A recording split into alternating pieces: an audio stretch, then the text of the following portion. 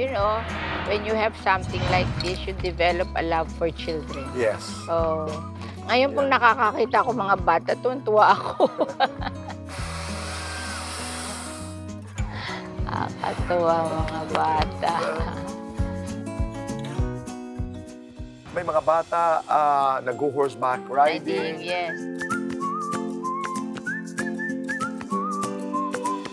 Natutuwa ako sa mga bata kasi gusto ko maaga pa sa buhay nila, ma-encourage na sila sa agriculture para naman may future on agriculture sa Philippines. So I thought that if I establish a farm school and young children will be exposed to a farm in their early years, baka mas maraming maging farmer in the future.